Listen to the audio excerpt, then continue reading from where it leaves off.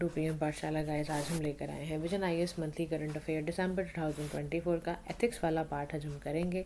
आज हम स्ट्रॉन्ग करेंगे अपना GS4 प्लस इसकी जो केस स्टडीज़ हैं वो भी हम डिस्कस करेंगे, केस स्टडीज़ वाला पार्ट भी। तो stay tune to the channel. और जो भी बच्चे चैनल पे नए हैं, do like share and subscribe to PM Pathshala. साथ ही हमारे टेलीग्राम लिंक से भी जुड़िए। इंपॉर्टेंट एग्जाम्स की news plus your important MCQ PDFs, important PDF सारी आपके वहाँ पर शेयर की जाती हैं। तो उसके लिए आप चैनल के डिस्क्रिप्शन बॉक्स से जुड़ सकते हैं हमारे साथ। आज का पहला एथिक्स का टॉपिक है Indic idea of good governance. ठीक है, इंडिक जो यहाँ टर्म है यूज़ की जा रही है, इसका मतलब होता है group of Indo European languages. इसमें संस्कृत है या मॉडर्न इंडियन लैंग्वेजेस हैं या उसके डिसेंडेंट्स को समझ रहे हो, यानी कि जो सब कॉन्टिनेंट इंडिया की बात हो रही है यहाँ पर। ठीक है, इंडिक जो बेसिकली है ना, ये लेटिन टर्म से निकल कर आता है। Indic is a classical Greek and Latin term और इसका मतलब ही होता था ऑफ इंडिया। ठीक है, तो आज ना रिसेंट एम्फोसिस हुआ on the idea of P2G2 यानी pro people good governance in India, ताकि ना हम एक ऐसा डिपार्टमेंट बनाएं जिसमें ना हम गवर्नमेंट एफिशिएंसी का डिपार्टमेंट, अभी आपने बहुत सुना होगा कि वहाँ पर एलॉन मस्क को डिपार्टमेंट ऑफ गुड एफिशिएंसी में रखा गया है, जिसका डिपार्टमेंट का नाम DOGE कर है ना। तो ये अनाउंसमेंट हुई है, जब आपने देखा ही होगा जब US के प्रेसिडेंशियल इलेक्शन चल रहे थे और उसके बाद जब डोनाल्ड ट्रंप सेलेक्ट हुए। तो ना इसी प्रकार ना इंडिया में भी ये एम्फोसिस रखा जा रहा है कि P2G2 लेकर आते हैं, प्रो पीपल गुड गवर्नेंस लेकर आते हैं। क्योंकि इसका रियलाइजेशन ऐसे हो रहा है कि ना लोगों के फोकस के लिए या जो भी पॉलिसीज़ बने, जो भी गवर्नेंस हो, वो पीपल ओरिएंटेड हो जाए। तो इसी लाइट में ना इंडिया का भी ये है कि जो भी हमने अपने ओल्ड ट्रेडिशन से सीखा है ना, हम उसको भी लाएंगे, यानी आइडिया ऑफ राजधर्मा। मतलब जिसमें ऐसा धर्मा हो, ऐसा राज हो, यानी कि जैसा गवर्नमेंट का रूल हो, जिसमें जस्टिस, फेयरनेस और वेलफेयर ऑफ पीपल की बात ज़्यादा आगे रखी जाए। देखो, धर्मा की बात करते हो तो कौटिल्य अर्थशास्त्र में धर्मा के बारे में क्या लिख रहे हैं कि ये एक स्पिरिचुअल, मॉरल, एथिकल, टेम्परल है। जो हर इंडिविजुअल या जो भी रूलर है, वो अगर कोई भी धर्म से रूल करेगा तो वो बहुत अच्छा रूल करेगा। अब हम बार बार जो टर्म पढ़ रहे हैं गुड गवर्नेंस, उसका मतलब समझ लेते हैं। गवर्नेंस को ना बेसिकली ऐसे डिफाइन करा गया है जिसमें ना आप ना कंट्री की इकोनॉमिक एंड सोशल रिसोर्सेज को, सबको, डेवलपमेंट को बड़े ही मैनेज तरीके से कर रहे हो। यानी एक ऐसा फ्रेमवर्क बनाया है जिसमें ना अगर कोई भी मोस्ट वल्नरेबल सेक्शन भी है ना, तो उसकी वॉइस भी सुनी जा रही है। और ये भी देखा जा रहा है देश में लोगों की करंट नीड्स क्या हैं, फ्यूचर नीड्स क्या होंगी, उसके बारे में डिसीजन लेना। तो वो सारा गुड गवर्नेंस का पार्ट है। अगर हम यूनाइटेड नेशंस की डेफिनेशन देखें तो गुड गवर्नेंस के लिए यूनाइटेड नेशंस ने 8 मेजर कैरेक्टरिस्टिक्स को बहुत आगे तवज्जो दी है। और वो क्या क्या है कि जो भी गुड गवर्नेंस हो ना, वो बहुत पार्टिसिपेटरी नेचर का हो। ठीक है, या ना कंसेंसस ओरिएंटेड हो, अकाउंटेबल हो, ट्रांसपेरेंट हो, रिस्पॉन्सिव हो, इफेक्टिव हो, इक्विटेबल हो, इंक्लूसिव हो, और सभी जितने भी रूल एंड लॉज है ना, वो रूल ऑफ लॉ पे चलें। यानी कि जो ट्रीटमेंट आप प्रेसिडेंट को दे रहे हो वही चपरासी, यानी कि सभी के पास ना हर तरह के रूल लॉज हो, सभी अपनी बात को आगे रख पाएँ। इस तरह का डेफिनेशन गुड गवर्नेंस का यूनाइटेड नेशंस ने प्रेफर किया। अब जब जब भी ना गुड गवर्नेंस को एक्सरसाइज करने की बारी आती है ना, तो बड़े सारे चैलेंजेस भी होते हैं। देखो, इतना आसान नहीं है। तो चैलेंज ये होता है कि जैसे करप्शन आ जाता है, अकाउंटेबिलिटी की प्रॉब्लम आती है, जुडिशल डिले हो जाता है, या लॉ ठीक ढंग से इम्प्लीमेंट नहीं हो रहे हैं, पब्लिक सर्विस डिलीवरी सही से पहुंच नहीं पा रही है। तो ये सारे के सारे चैलेंजेस होते हैं गुड गवर्नेंस को एक्सरसाइज करने में। इंडिया में या इंडिक में हम गुड गवर्नेंस को, आइडिया को, अगर हम अपने पुरातन टाइम से देखें तो हमारे टाइम पे बहुत सारे हो रहे हैं। जैसे कि कह रहा है कि एक ना बृहदरण्य उपनिषद है, उसमें बहुत ज़्यादा एम्फोसिस किया गया है कि जो भी राजा हो वो धर्म को प्रोटेक्ट करे, पब्लिक गुड को प्रोटेक्ट करे, सभी नागरिकों को इक्वल अपॉर्चुनिटी दे और इवन वीक को एक्सप्लॉइट ना होने दे। तो ये इसमें बृहदरण्य उपनिषद के अंदर ये बात लिखी हुई है। मुंडक उपनिषद में भी, जहाँ पे सत्यमेव जयते को लिखा गया है कि ट्रुथ अलोन ट्रम्प्स, यानी सत्य की ही हमेशा जीत होती है, उसमें ये बात बोला गया। और देखो, अल्टीमेटली ये भी गुड गवर्नेंस का ही पार्ट है। फिर अगर हम एपिक रामायणा को दिखाएं तो हमने राम राज्य के बारे में बहुत सुना है। राम राज्य को एक आइडल गवर्नेंस माना जाता था कि वहाँ पर एक ऐसा लीडरशिप था राम राज्य में जहाँ पे सभी की नीड्स को सपोर्ट किया जा रहा है। ठीक है ना, वेल्थ इस तरह से एक्यूमुलेट की जा रही है कि वो सभी तक पहुँच सके। और अयोध्या कांड या रामायण में अगर आप देखते हो तो वहाँ पर बहुत सारी ट्रीटीज़ भी दिखाई हैं गुड गवर्नेंस की। तो राम राज्य में कोई भी भूखा नहीं है, कोई भी डिस्क्रिमिनेट नहीं हो रहा है, किसी को भी किसी के साथ भेदभाव नहीं रखा जा रहा है। तो this is the quality of Ayodhya कांड, और इसमें हमने पढ़ा हुआ है। अब ना भगवत गीता का एग्जाम्पल देते हुए भी कह रहा है कि गुड गवर्नेंस वहाँ पर भी आता है। देखो इसी तरह से आपको अपने आंसर्स भी लिखने होंगे GS4 के। तो ना talks about the concept of अधिष्ठान, यानी कि एक इम्पॉर्टेंट एलिमेंट है किसी भी गुड गवर्नेंस को एक्सरसाइज करने का, यानी कि on the seat of action. Good governance में ना आपको रिस्पॉन्सिबिलिटी भी लेनी होती है और स्टेबिलिटी भी रहे आपकी, यानी आपके डिसीजन बड़े अकाउंटेबल वाले हों। देखो छत्रपति जो शिवाजी महाराज थे ना, उन्होंने ना अप्रोच लगाई थी उद्घोषण्य स्वामी towards kingship that areas with complete ownership subjects की हो, बिना किसी ना पर्सनल किसी का कुछ ऐसा ना हो, सबकी कंप्लीट ओनरशिप सभी लोगों की हो। अथर्ववेद में भी इवन बहुत सारे जो भजन है ना वहाँ पर भूमि सुक्तम जैसे करके है, यानी कि डेडिकेटेड टू अर्थ। भूमि का मतलब अर्थ होता है ना, इसमें भी बोला गया है कि यूनिवर्सल मदर मानते हुए पृथ्वी को, इसको अच्छे से नरिश करना है और हमें सभी को आपस में मिलजुल के रखना है। This is also the part of good governance. अगर हम थिरुकुरल लें, यानी जो ऑर्डरली डेवलपमेंट सोसाइटी की हुई, किस तरह से रेगुलेशन लगाना है, कैसे रिसोर्सेज को एक्सप्लॉइट करना है, कैसे इन्वायरमेंट को प्रोटेक्ट करना है, रीजनेबल कैसे रखना है, वो सारा इसके अंदर लिखा हुआ है। कौटिल्य ने अपने अर्थशास्त्र में भी राजधर्म यानी योगा क्षमा के बारे में, यानी वेलफेयर ऑफ द सिटीजन्स के बारे में लिखा हुआ है कि सिटीजन जो भी सिख है, चिल्ड्रन है, ओल्ड है, इनका भी बहुत ध्यान रखना है। अंत्योदय में भी अगर आप महात्मा गांधी जी का आइडिया देखो तो अंत्योदय में महात्मा गांधी जी कहते हैं जो वीकेस्ट ऑफ द सोसाइटी है ना, यानी सर्वोदय, यानी हमें ना डेवलपमेंट, सभी के डेवलपमेंट के बारे में सोचना होगा। तो आज की डेट में ऐसा ना, जो भी हमारे इंडिक आइडियाज़ से, जो भी हमारे पुरातन आइडियाज़ हमारे भारत में चले हैं गुड गवर्नेंस को, उनकी रेलेवेंस आज क्या है, उसके बाद वो डिस्कस किया हुआ है। तो कह रहा कि देखो इतने बड़े ग्लोबलाइजेशन वर्ल्ड में अगर हम ना अडेप्टेबिलिटी चाहते हैं ना, तो बहुत ज़रूरी है कि हम ना गुड गवर्नेंस को एक्सरसाइज आज भी वैसे ही करें जैसे पहले हो रहा था। कह रहे ग्लोबलाइजेशन में ना अथॉरिटी जो गवर्नमेंट की होती है वो लिमिट होती है, क्योंकि हम सभी जानते हैं कि ट्रांसनेशनल ऑर्गेनाइजेशंस हैं, सुप्रा नेशनल ऑर्गेनाइजेशन है। तो इस में हमें कैसे एक वैक्यूम को फिलफिल करना है, कैसे पब्लिक ऑर्डर, कैसे वेलफेयर फिर भी मेंटेन रहे। तो आज भी हमारे इंडिक आइडियाज़ बहुत पावरफुल हैं। कह रहा आप जैसे फिलॉसफी लेकर आते हो वसुदेव कुटुंबकम की, इससे ग्लोबल यूनिटी इंक्लूसिविटी बढ़ती है ना। तो इवन हमने G20 के अपने स्लोगन में भी 2023 में जब भारत ने होस्ट किया था तो इसको प्रिंसिपल बनाया था, अपना स्लोगन बनाया था। तो आज भी यानी रेलेवेंट है। G20 समिट में भी हमने देखा था 2023 वाली, जब भारत में हुई थी। सस्टेनेबल लिविंग की बात हम सभी कर रहे हैं। हमने प्राइम मिनिस्टर मोदी ने जब हमारा 2022 का ही मिशन लाइफ इंट्रोड्यूस हुआ था, लाइफस्टाइल फॉर एनवायरनमेंट, वहाँ भी मेंशन किया था कि अथर्ववेद की जो लाइन है importance of sustainable development practices, तो ये कहाँ से आई, ये भी तो आप पुरातन इंस्टीट्यूट का भी अपनी स्क्रिप्चर से ही निकाल रहे हो ना। फिर प्रिजर्विंग डेमोक्रेसी, अगर आप चाहते हो कि आपके देश में लोकतंत्र प्रिजर्व रहे, तो जैसे कर्मयोगी प्रोजेक्ट लेकर आया गया है ना, कि सिविल सोसाइटी को बनाने के लिए सबसे पहले मुझे गवर्नमेंट के एम्प्लॉयज़ जो हैं या जितने भी सिविल सर्वेंट हैं उनको भी मुझे सही ढंग से ट्रेन करना है। फिर वेलफेयर ऑफ ऑल के लिए अंत्योदय योजना आज भी इंपॉर्टेंट है। आपके जो प्रोग्राम है MG नरेगा है, PDS सिस्टम है, आयुष्मान भारत है, इसमें आप क्या कर रहे हो, अल्टीमेटली आप मार्जिनलाइज कम्युनिटी को अपलिफ्ट कर रहे हो। फिर इम्प्रूविंग डिप्लोमेटिक रिलेशन, जैसे आइडिया जो कौटिल्य का था उसका यही फोकस था कि ना हम बड़े प्रैक्टिकल, प्रैग्मेटिज्म का मतलब होता है बड़े प्रैक्टिकल तरीके से कैसे फ़ॉरेन को डील करना है, फ़ॉरेन कंट्रीज़ के थ्रेट क्या है, कैसे उनको रिस्क को भी रखते हुए कैसे उस चीज़ को बैलेंस करना है, वो भी आप इंडिक आइडियाज़ से अच्छे कर सकते हो। और कॉन्फ्लिक्ट रेजोल्यूशन के लिए तो बहुत ही अच्छा है, न्याय सिस्टम है जिसमें फोकस ही यही किया जाता है कि भाई फेयरनेस और मीडिएशन के तहत ही इसको कर दिया जाए। तो मॉडर्न गुड गवर्नेंस के अंदर बहुत ज़रूरी है कि हम इस चीज़ को भी अप्रोचेबल बनाएं, और बर्डन जुडिशल सिस्टम का हम अगर कम करना चाहते हैं तो जैसे पुरातन समय में मीडिएशन या ऑल्टरनेटिव या एडवर्सल सिस्टम से ही चीज़ें मेंटेन या कॉन्फ्लिक्ट रिजॉल्व हो जाते थे, तो वो आज भी पॉसिबिलिटी है। तो कंक्लूडिंग लाइन में कहते हुए कह रहा है कि जो modern day concept of good governance है, इस पर अगर हम ध्यान से देखें तो अल्टीमेटली इसको भी अचीव करने के लिए हमें अपने एंशिएंट स्क्रिप्चर्स का सहारा लेना पड़ेगा, क्योंकि अल्टीमेटली हमारा प्राइमरी ऑब्जेक्टिव क्या है, लोगों की खुशी, happiness of the people. Therefore अगर हम चाहते हैं कि सभी सी ओशन एंशिएंट स्क्रिप्चर्स को अगर हम पढ़ते हैं तो हम ना इस प्रिंसिपल पे शुरू करना चलना, स्मार्ट, यानी simple, moral, accountable, responsive and transparent. उसके तहत हम बहुत कुछ अचीव कर पाएंगे।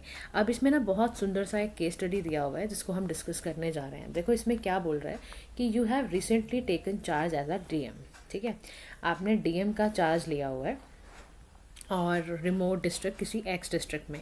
जब आप लोगों से मिलने गए, ऑफिशियल से भी मिले जब आप, तो आपने देखा कि डिस्ट्रिक्ट में ना बहुत ही पुअर गवर्नेंस का ट्रैक रिकॉर्ड है, बहुत करप्शन है ऑफिशियल्स के अमंग ही, सर्विस डिलीवरी भी बड़ी ख़राब है, जो ऑफिशियल्स का एटीट्यूड है वो भी ठीक नहीं है, और दोनों ऑफिशियल सिटीजन जो है वो उनके क्वाइट ट्रेडिशनल है, उनके बिलीफ भी बहुत ट्रेडिशनल है, वो कोई कनेक्ट नहीं रहते हैं आपस में। Therefore you feel the urgent need to revamp the administrative strategy ऐसी अपनाई जाए जिसमें ना Indic ideas of good governance को हम लेकर आएँ, और उसको फुल्ली तरीके से आप चाह रहे हो अब कि it is not only resonate बल्कि लोगों के बिलीफ, बल्कि आप चाहते हो उसको फुल स्पिरिट्स के साथ आप इम्प्लीमेंट करना। तो ना यहाँ पे क्वेश्चन में वो कह रहा है कि what are the key foundational notions of Indic idea of good governance. ठीक है, तो यहाँ पर आपने जो पढ़ा है ना अभी ऊपर हमने केस स्टडी में, वही हम बात करेंगे। यानी स्मार्ट स्ट्रैटेजी को सबसे पहले ले लेना। इसमें आप सबसे पहले लिखना, पहले का आंसर मैं बता रही हूँ, ट्रांसपेरेंसी एंड अकाउंटेबिलिटी को ज़्यादा इसमें प्रेफर करना। ठीक है, पॉइंटर्स लिखते जाओ ताकि आप फिर अपना ना इसके हिसाब से चेक कर लेना। ट्रांसपेरेंसी एंड अकाउंटेबिलिटी में लिखना कि एडमिनिस्ट्रेशन थोड़ा सा जो हो वो ओपननेस हो और आंसरेबल हो सिटीजन्स के लिए। ठीक है, तो ये काम करना। बी में ये लिखना कि धर्मा फॉलो करो, एथिकल कंडक्ट रखो, है ना। धर्मा में ये लिखना कि एथिकल प्रिंसिपल्स पे चलना है। थर्ड ये लिखना कि वेलफेयर फॉर ऑल, यानी सर्वोदय, है ना, तो वो भी लिख देना आप कि भाई पॉलिसीज एंड एक्शन ऐसे हों जो हॉलिस्टिक हों और स्पेशली मार्जिनलाइज कम्युनिटीज़ के लिए भी हों। और उसके बाद लिखना participative decision making, participative decision making लिख देना। सस्टेनेबिलिटी, कंपैशन, ये सब लिख देना। रूल ऑफ लॉ, ये सारी बातें इसके अंदर आ जाएंगी। अच्छा, सेकंड क्वेश्चन में ना इसने बोला है कि आपको ना कुछ एग्जाम्पल साइट करने हैं कि हाउ इंडिक आइडियाज़ प्रॉब्लम को कैसे डील करेंगे गुड गवर्नेंस की। तो इसमें सबसे पहले सेकंड क्वेश्चन में बताना आपको सबसे पहले ज़रूरत है एड्रेस करने की करप्शन, क्योंकि हमने पढ़ा कि भाई करप्शन है डिस्ट्रिक्ट के अंदर। तो आप कहोगे कि इसको डिस्कस करने के लिए ट्रांसपेरेंसी चेक करना, उसके लिए क्या करोगे, डिजिटलाइज कर देना सिस्टम को, सर्विस डिलीवरी के ऑप्शन को। सेकंड, अकाउंटेबिलिटी चेक करने के लिए ना आप पब्लिक हियरिंग बुलाओ। ठीक है ना, टूल होता है पब्लिक हियरिंग। सेकंड तरीका, जब आपका एड्रेस कर लिया आपने करप्शन, सेकंड के लिए आप क्या करना, आप इन्हेंस कर देना सिटीजन्स का participation, enhancing citizen participation, citizens का पार्टिसिपेशन इन्हेंस कर देना। इसके अलावा you can take improve delivery services वाला काम भी कर सकते हो। ये पॉइंटर्स आप ना ऐड करते जाओ सारे के सारे। फिर ना तीसरा पॉइंटर ये है कि improving service delivery, improving service delivery का काम भी कर सकते हो, सिंप्लिसिटी, रिस्पॉन्सिवनेस, है ना। चौथा आप रखना कि प्रमोटिंग एथिकल कंडक्ट, ये बहुत ज़रूरी है। ये सारे के सारे ऑप्शंस लिखने हैं। उसके बाद इंश्योर सस्टेनेबिलिटी, फिफ्थ ऑप्शन रखना है, इंश्योर सस्टेनेबिलिटी पे काम करना है। तो अगर हमने इन सभी आइडियाज़ को इंटीग्रेट करोगे तो डेफिनेटली आप एक एडमिनिस्ट्रेशन बना पाओगे जो था सिटीजन सेंट्रिक वैल्यूज़ पे काम कर पाए। ठीक है, तो this is all about this case study. Now move to the next, आपका जो है पार्ट है उस पर हम चलते हैं। और next article is about aspects of piece के बारे में हम बात करने जा रहे हैं। देखो रिसेंटली क्या हुआ, वर्ल्ड लीडर्स का ना 10th ग्लोबल फोरम हुआ जिसका नाम था UN alliance for civilization, Cascais declarations को बोलते हैं। इसमें ना यहाँ पर कसम ली गई है कि हम ना पूरे ही विदेशों में, देशों में शांति स्थापित करेंगे और ना सारे टर्बुलेंट टाइम्स को बाहर आएंगे हम। और इसमें बताया भी गया कि कैसे ना एक पीस का, सस्टेनेबिलिटी का, डेवलपमेंट का, ह्यूमन राइट्स का कितना इम्पोर्टेंस है। तो उसी एस्पेक्ट पे ना ये पूरा प्रोजेक्ट किया गया है। और ये जो एस्पेक्ट ऑफ पीस है ये ऑलरेडी 2012 में ही ये पीस प्रोजेक्ट चलाया यूनेस्को द्वारा जा रहा था। अब ये कह रहा है कि देखो 5 तरह की ना शांति होती है और इसकी चैलेंज 5 तरह के ही होते हैं। बड़ा इंपॉर्टेंट है, बड़े ध्यान समझना, मज़ा आएगा आपको।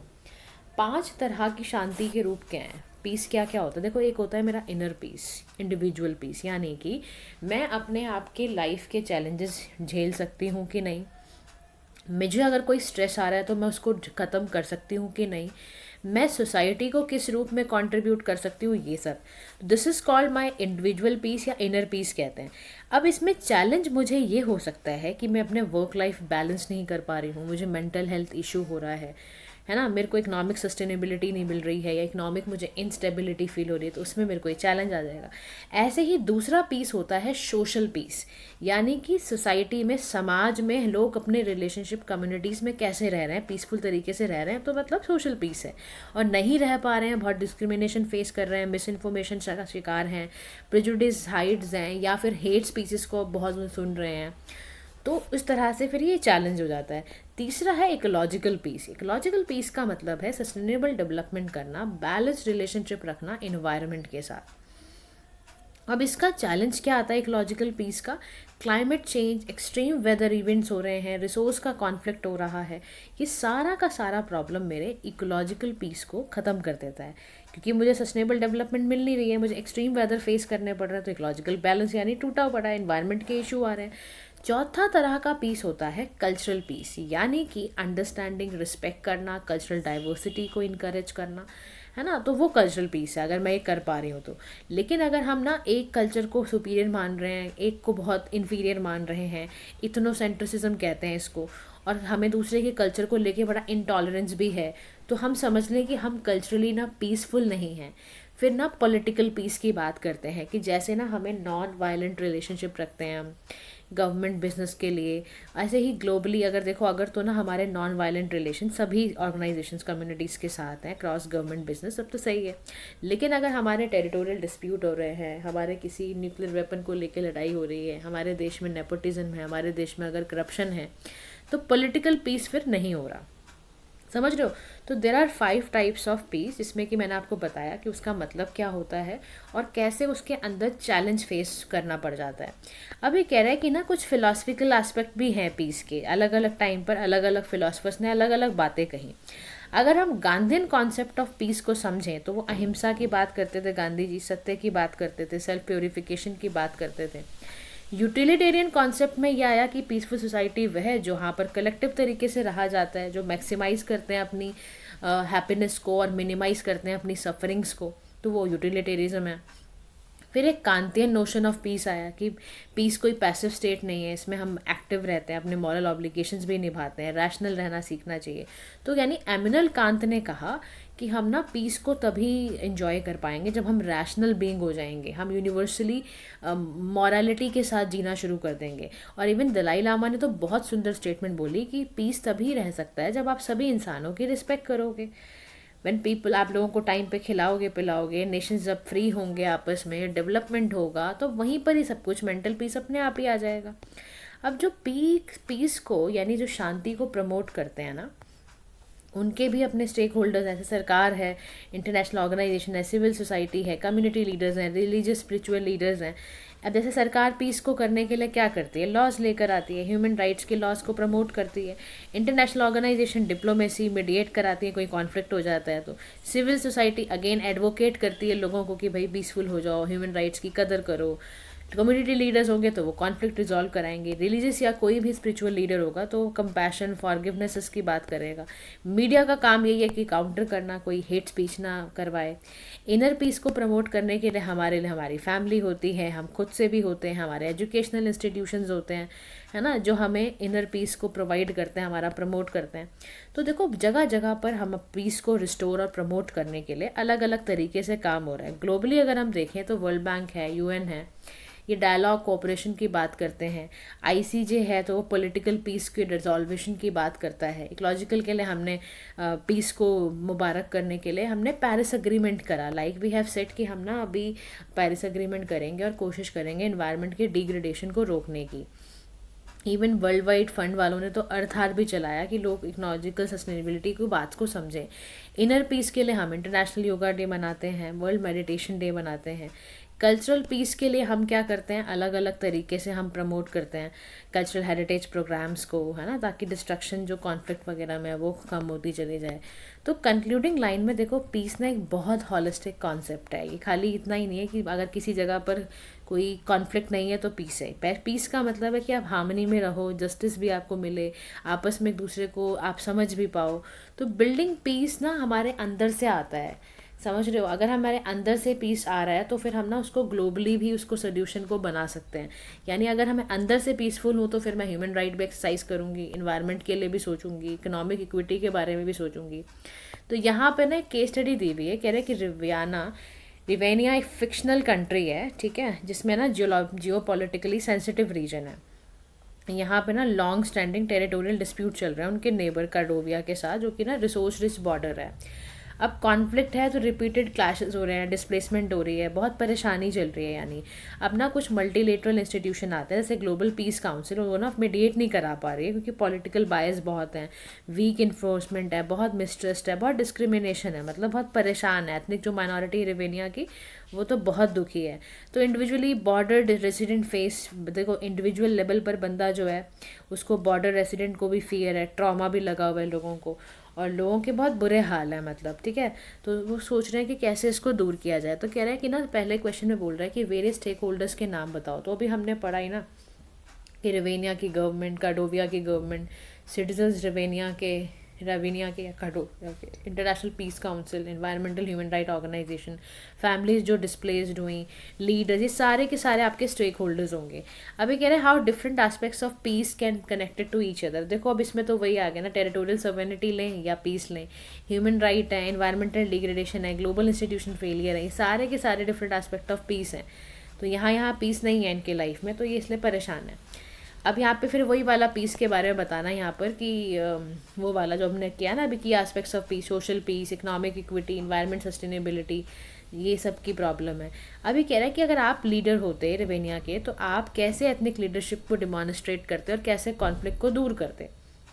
फिर आप क्या बताओगे? देखो यही बताना कि प्रमोटिंग डायलॉग, सबसे पहले तो आप डायलॉग ही करोगे, ये तो है नहीं कि जाते ही आप चलवाना शुरू कर दोगे वेपन्स, है ना। तो सबसे पहले तो हमें डायलॉग ही प्रमोट करने हैं। फिर एम्पथी फॉर डिस्प्लेस्ड फैमिलीज़, हमें एम्पथी भी रखनी है। तीसरी चीज़ है ट्रांसपेरेंट गवर्नेंस की बात हमें करनी है कि ट्रांसपेरेंट गवर्नेंस हो। फिर एनवायरनमेंट की रिस्पॉन्सिबिलिटी है। फिर कोलैबोरेटिव फ्रेमवर्क, रिफॉर्मिंग इंस्टीट्यूशंस, इन सभी की मदद से हम इस सिर्वेनिया के सिटी को, कंट्री को बचा पाएंगे, ठीक है ना। Now move to the next concept of liberty को हम पढ़ने जा रहे हैं। लिबर्टी क्या होती है, कैसे ये कॉन्सेप्ट निकल कर आया, डिस्कस करते हैं। देखो क्या हुआ था रिसेंटली, अरविंद केजरीवाल वर्सेस जो एक्स-सीएम थे दिल्ली के, अभी अतीशी हैं, अभी देखते हैं कल दिल्ली के इलेक्शन का रिजल्ट भी है। तो Arvind Kejriwal versus CBI case में सुप्रीम कोर्ट ने कहा कि अरविंद केजरीवाल ना continuously incarceration would infringe upon the right to personal liberty. मतलब अरविंद केजरीवाल के लिए ही बात हो रही है कि उनके ना पर्सनल लिबर्टीज़ का बहुत ध्यान नहीं रखा गया है। और उसके बाद यहाँ पे बोला गया कि आर्टिकल 21 तो मिल ही नहीं रहा, फिर कहाँ से मिला आर्टिकल 21, है ना। तो यहाँ पर वही बात चल रही है कि ना with the similar decision supreme court ने अपहेल्ड करा principle of bail as rule and jail as exception, है ना, इसी में ही था। तो ये बोला गया इस बात के लिए। तो ना देखो यहाँ पे ना एक शब्द आया है इनकार्सरेशन, उसके बारे में हम देख लेते हैं कि ये इनकार्सरेशन क्या होता है या इनकार्सरेटेड होता क्या है। इसका मतलब होता है ना कैद करना, बेसिकली कैद करके रखा हुआ था इन्होंने। तो with this similar decision supreme court ने ये भी बोला कि ना इंडिविजुअल का जो right to personal liberty guaranteed है वो under article 21 of the constitution, हम सभी जानते हैं। अब ना कॉन्सेप्ट ऑफ लिबर्टी को और समझा रहा है, ये क्या कह रहे हैं, जो लिबर्टी है ना, ये लिबर्टी एक ऐसी स्टेट, ऐसी कंडीशन है जहाँ पर कोई भी इंडिविजुअल के पास पूरा फ्रीडम है to act according to their will. वो मस्त अपने तरीके से रह सकते हैं विद और विदाउट कोजन या रिस्ट्रेन के फ्रॉम एक्सटर्नल फोर्सेस, है ना।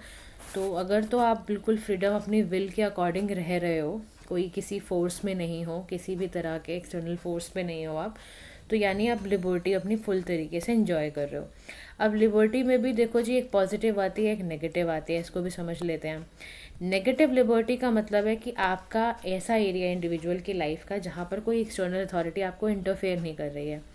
पॉजिटिव लिबर्टी में ये होता है कि आप इंडिविजुअल फ्री तो है, कंस्ट्रेंट तो नहीं है, क्योंकि उसको इस तरह से सोसाइटी ने, गवर्नमेंट ने उसको कुछ ऐसे रूल्स एंड रेगुलेशंस दे रखे हैं जिसमें वो एक फ्रीली अपने आप को एक्सप्रेस कर सकता है, तो वो पॉजिटिव लिबर्टी है। अच्छा, नेगेटिव में ना सोसाइटी की कोई भी कंडीशन नहीं रहती है, यहाँ पे कंडीशन सोसाइटी की पॉजिटिव लिबर्टी में रहती है।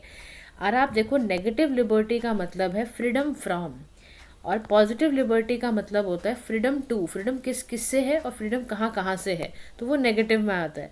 नेगेटिव लिबर्टी का जो है वो पर्सनल डोमेन तक स्थित रहता है। पॉजिटिव लिबर्टी जो होती है इंडिविजुअल की सोशल डोमेन तक घुस जाती है। जितना ज़्यादा नेगेटिव लिबर्टी ज़्यादा होगी इंसान के पास, उतनी ज़्यादा ही फ्रीडम होगी। पॉजिटिव लिबर्टी जितनी ज़्यादा होगी, एक्सेस ऑफ फ्रीडम ज़्यादा होगा, तो इससे आपका सोशल स्टेबिलिटी भी ऑब्स्ट्रक्शन में आ सकती है। इसीलिए कह रहे हैं more positive liberty checks excess of freedom, क्योंकि अगर नहीं चेक करेगा तो सोसाइटी की फिर स्टेबिलिटी ख़त्म हो जाएगी। अब रिस्ट्रिक्शन लगाना क्या ज़रूरी है? डेफिनेटली कहीं कहीं पर रिस्ट्रिक्शन लगाना ज़रूरी है अगर हम सच में चाहते हैं सोशल इनइक्वालिटी, इकोनॉमिक इनइक्वालिटी को दूर करना। तो कंस्ट्रेंट क्यों होते हैं, कंस्ट्रेंट लगाना क्यों ज़रूरी होता है? कंस्ट्रेंट लगाना इसलिए ज़रूरी होता है ताकि देखो लोगों के आइडियाज़ और ओपिनियन अलग हो सकते हैं, ठीक है। अगर वो अलग होंगे तो उनके एम्बिशंस, कंपटीशन जो है वो कॉन्फ्लिक्ट में आ सकता है। इसीलिए हर सोसाइटी में पूरी तरह से लिबर्टी कोई भी नहीं देता है, कुछ काइंड ऑफ रिस्ट्रेंट लगाए जाते हैं। रिजनेबल हो रिस्ट्रेंट और जस्टिफाइड होने चाहिए, बस इतनी सी बात है। तो अब ना लिबर्टी के ऊपर अलग अलग फिलोसफर्स ने अलग अलग बात कही है। जैसे देखो J.S. मिल, जिसको जॉन स्टुअर्ट मिल कहते हैं, जैसे इसका एक हार्म प्रिंसिपल था। अगर आपने क्लास 11 की पॉलिटी का एक दूसरी जो टेक्स्ट बुक है ना, उसका सेकंड पार्ट जो है, एक तो इंडियन कॉन्स्टिट्यूशन एंड वर्क है, वो वाली नहीं, जो सेकंड टेक्स्ट बुक है क्लास 11 की, उसमें ये सारा कुछ दिया हुआ है। लिबर्टी का चैप्टर ही आप कर सकते हो। मिल ने ना बोला था कि मिनिमल स्टेट ऑफ इंटरवेंशन ना बहुत ज़रूरी है लिबर्टी को फुली तरह से इंजॉय करने की। तो इसी को वो कह रहा है कि ना हम ना हार्म को प्रिवेंट करें कम्युनिटी में, तो उसी को हार्म प्रिंसिपल बोला गया है। मिल का मानना था कि सोसाइटी में जब थोड़ा बहुत रिस्ट्रेंट रहता है ना, जस्टिफाइड वाला, तो उससे ना इंडिविजुअल एक्टर्स को भी सही, उनके ऊपर कॉन्सिक्वेंसेस सही आते हैं फिर। लेकिन अगर स्टेट सोसाइटी अगर अदर रिगार्डिंग एक्शंस को भी, मतलब ऐसी चीज़ों को प्रिवेंट करने लग जाए जो जस्टिफाइड ना हो, तो वो गलत है। तो नवतेज सिंह वर्सेस जौहर के केस में सुप्रीम कोर्ट ने कंक्लूड करते हुए बोला था कि state can not criminalise homosexuality, self regarding action है ना ये, तो वो अलग मामला है। लेकिन देखो सोसाइटी में कुछ ऐसी बात ना आ जाए जिससे सोसाइटी को ही हार्म होने लग जाए, तो वो हर टाइम पे सुप्रीम कोर्ट एक्सप्लेन करती रहती है। तो लिबर्टी एक इंटीग्रल लिंक्ड एक सब्जेक्ट है, राइट है, ठीक है ना। और प्रिंसिपल्स बेस इस पे फ्रेमवर्क चलते हैं, तो प्रिंसिपल्स पे चलना है। तो सिविल लिबर्टी आपके पॉजिटिव लॉज जैसे लीगल राइट्स वगैरह पे डिपेंडेंट है। ऐसे ही ना इसे बर्लिन्स का एथिकल प्लूरलिज्म है, एक पॉलिटिकल फिलोसफिकल थ्योरी है, मल्टीपल ऑब्जेक्टिव वैल्यूज हैं उसके। पॉजिटिव लिबर्टी, नेगेटिव लिबर्टी, ये इस पे चलता है। और लिबर्टी के लिए हमारे देश में भी कॉन्स्टिट्यूशनल फ्रेमवर्क है, चाहे वो आर्टिकल 19 हो related to freedom of speech and expression without fear of expression, या आर्टिकल 21 हो। इन सभी आर्टिकल्स के अंदर ये बात को बहुत अच्छे से रखा गया है कि कहाँ कहाँ पर रिजनेबल रिस्ट्रिक्शंस रहेंगी, कहाँ कहाँ पर लिबर्टी को फॉलो किया जाएगा। तो ये सारी ही चीज़ें, जैसे देखो राइट टू इक्वालिटी है, फ्रीडम ऑफ कंसाइंस है आपका, ये सभी के सभी। अब इसमें की स्टेक होल्डर्स कौन से आते हैं? तो इंडिविजुअल है, सोसाइटी है, सरकार है, जुडिशरी है, सिविल सोसाइटी है। अलग अलग लोगों का, अलग अलग स्टेक होल्डर्स का अपना अपना इंटरेस्ट है, अपना अपने एथिकल कंसिड्रेशन है लिबर्टी को लेकर, तो वो यहाँ लिखे गए हैं। एथिकल इशूज़ जो लिबर्टी के साथ आते हैं वो पता है क्या आते हैं? लिबर्टी दें या सुरक्षा दें। जैसे UAPA है, ठीक है, या NSA है, ये क्रिटिसाइज़ हुए क्योंकि इन्होंने अल्टीमेटली इंडिविजुअल की लिबर्टी को मिसयूज़ करते हैं, ये पकड़े गए हैं। तो रिसेंटली सुप्रीम कोर्ट ने बोला कि depriving a person of their liberty even for a single day is a day too many. आप किसी को एक दिन कैद में रख दो तो आपने उसको कितने सालों की आपने कसर काट ली और उसकी पूरी लिबर्टी को छीन लिया। तो कह रहा है कि इसीलिए ना कि बैलेंस मेंटेन करना ज़रूरी है इंडिविजुअल लिबर्टी और नेशनल सिक्योरिटी में। अब फ्रीडम ऑफ स्पीच तो है, लेकिन अगर हेट स्पीचेस दी जा रही हैं, मिस इन्फॉर्म किया जा रहा है, तो वो तो गलत बात है ना, तो वो कर्टेल किया जाएगा। कल्चरल ट्रेडिशन और या वुमेन राइट, अब वुमेन्स एंड ट्रांसजेंडर जो है उन्होंने बहुत रिस्ट्रिक्शंस बरसों बरस तक झेला है ना, सोशल स्टिग्मा भी लगा इन पर। लेकिन अब क्या बोला जा रहा है कि अब ना रिस्पेक्ट करनी है कल्चरल ट्रेडिशंस को, तो करो आप, लेकिन एडवांस करो women's right and freedom as well. तो राइट टू प्राइवेसी तो मिले, लेकिन सर्विलेंस भी हो। ऐसा ना हो कि प्राइवेसी के चक्कर में आप कोई भी काम किए जा रहे हो। इकोनॉमिक इनइक्वालिटी का प्रॉब्लम भी है वर्सेस लिबर्टी भी देना है। तो liberty is economic freedom basically, मतलब आप अपॉर्चुनिटी दो कि व्यक्ति फुल्ली तरह से एक्सप्लोर कर पाए सोसाइटी में उसको क्या करना है क्या नहीं करना है। तो नेसेसरी तो है ही, देखो सेफगार्ड तो लगाने ही पड़ेंगे लिबर्टी के लिए, चाहे उसके लिए rule of law, fundamental right, democratic government, separation of power, ये सभी बहुत ज़रूरी हैं लिबर्टी को प्रिंसिपल को एक्सरसाइज कराने के लिए। अब जो लिबर्टी का कॉन्सेप्ट है वो मल्टी डायमेंशनल है, पर्सनल ऑटोनॉमी है, एथिकल रिस्पॉन्सिबिलिटी है। इवन जेएस मिल का जो हार्म प्रिंसिपल है वो यही तो कहता है कि व्हेन एंड व्हाई लिबर्टी में बी लेजिटिमली रिस्ट्रिक्टेड। हार्म प्रिंसिपल में जहाँ भी लगे आपको कि ये लिबर्टी की वजह से हार्म हो रहा है सोसाइटी को, आप वही रीजनेबल रीजंस दे के, जस्टिफाइड रीजंस देकर उसको आप रिस्ट्रिक्ट करिए। तो यानी कि हमें पर्सपेक्टिव ऑफ लिबर्टी को बड़े ध्यान से समझते हुए और एक बैलेंस वे में चलाना है ताकि डेमोक्रेटिक सोसाइटी हमारी सही ढंग से चल पाए। आप देखो ये वाली केस स्टडी आप खुद से करेंगे और मुझे अपना टेलीग्राम पे भेज देना या कमेंट कर देना, ठीक है, जैसे ठीक लगे। लास्ट हमारा टॉपिक है इन एथिक्स, वो है पर्सनालिटी इन फोकस, श्री तुलसी गौड़ा। 1944 में ये बॉर्न हुई थी, 2024 में इनकी डेथ हुई। और बहुत ही ज़्यादा, मतलब आप समझो इनको ना इंसाइक्लोपीडिया फॉरेस्ट का माना जाता था। तो इतना ज़बरदस्त इन्होंने, यानी इनको इतनी नॉलेज थी, आप लगाओ बहुत नॉलेज थी। 80 ईयर्स ओल्ड होके इनके डेथ हुआ है। और ट्री गॉडेस भी बोलते थे इनको, बहुत फॉरेस्ट की नॉलेज थी। इन्वायरमेंट कंजर्व कैसे करना है, प्लानट का कैसे ध्यान रखना है, बहुत, मतलब पढ़ी लिखी नहीं थी, फॉर्मल एजुकेशन नहीं ली थी इन्होंने, लेकिन वैसे ही पूरी जानकारी रखती थी। 1944 में बॉर्न हुई, हल्की ट्राइबल फैमिली कर्नाटका में, ठीक है, और बहुत कनेक्शन था इनका नेचर के साथ। कोई फॉर्मल एजुकेशन नहीं थी। फादर की भी डेथ जब ये 2 साल की थी तभी हो गई थी। पद्मश्री मिला इनको, जो 4th हाईएस्ट सिविलियन अवार्ड है भारत का, 2021 में गवर्नमेंट ऑफ इंडिया ने दिया। और इंदिरा प्रियदर्शनी विश्वामित्र अवार्ड भी इनको दिया गया। तो बहुत कंट्रीब्यूशन है इनका, बहुत ट्रेडिशनल नॉलेज है इनको पेड़ों के बारे में, इकोलॉजिकल प्रिंसिपल्स, नेटिव स्पीशीज़ के बारे में। सीड कलेक्ट करती थी, बहुत एक्सपर्ट थी ये, जर्मिनेशन टेक्निक को अप्लाई करती थी। डेडिकेटेड एफॉरेस्टेशन एफर्ट लिए इन्होंने, आप मानोगे 30,000 ट्रीज़ इन्होंने लगाए हैं अपने हाथों से ही। उसके बाद रिवर्सिंग एनवायरमेंटल डिस्ट्रक्शन को रोकने के लिए भी इन्होंने बैरन लैंडस्केप जो होते थे उसको वापस से रिवाइटलाइज किया था कर्नाटका में। इन्होंने इन्वायरमेंटल जस्टिस के लिए लोकल कम्युनिटीज़ को जाके पढ़ाती थी, फॉरेस्ट को कैसे कंजर्व करना है, रिसोर्सेज को कैसे कंजर्व करना है। वुमेन के लिए पता है इन्होंने क्या किया, उनको इन्वायरमेंटल कंजर्वेशन के बारे में समझाया, उनको बोला कि इसी से तुम्हारा इकोनॉमिक एम्पावरमेंट भी होगा। फिर कलेक्टिव रिस्पॉन्सिबिलिटी के तहत इन्होंने ना लोगों को इंडिविजुअली समझाया, एक एक बंदे को जाके जाके कम्युनिटी में समझाती थी कि how it's important to protect environment. तो बहुत लेगेसी है इनकी, इंस्पिरेशन है ये, एक बहुत बड़ी, आप सोचो इंसाइक्लोपीडिया ऑफ फॉरेस्ट कहा जा रहा है, एम्पावर्ड है ये। तो she has showcase how community led initiatives can lead to significant ecological change. और उन्होंने एक ऐसा कल्चर ही बना दिया अपने पूरे शहर का वहाँ पर कि लोग care, connectedness towards the environment पे ही बहुत ज़्यादा सोचने लग गए थे। तो बहुत अच्छा एग्जाम्पल है श्री तुलसी गौड़ा का जी का। तो गाइज आज के लिए एथिक्स में इतना ही। Thank you so much for listening. Do like, share and subscribe to PM Pathshala. Have a nice day to all.